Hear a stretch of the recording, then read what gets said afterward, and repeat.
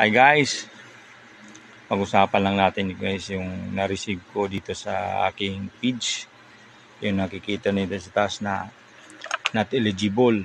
Pag yan click nyo guys yung recommendation o recommended na sa baba ng nyo, dashboard, scroll down lang nyo, makikita nyo yun.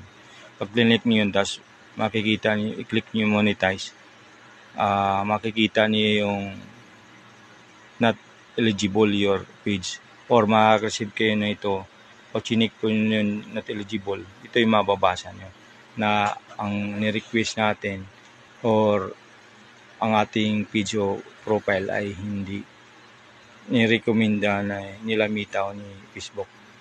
Huwag po kayo mag-alala guys, kasi ang gagawin nyo lang po yan dyan, gagawa kayo ng report kung may support inbox, mag-screenshot kayo ng inyong dashboard, yung page recommendation or mga violation.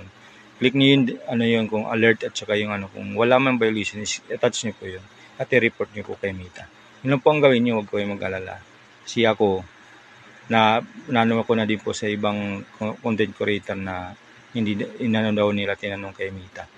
Wala po daw yan. Gawan lang daw po. Kaya ano pag inantay nyo? Panoorin po ang video, share and like po para maraming makaalam. Maraming salamat.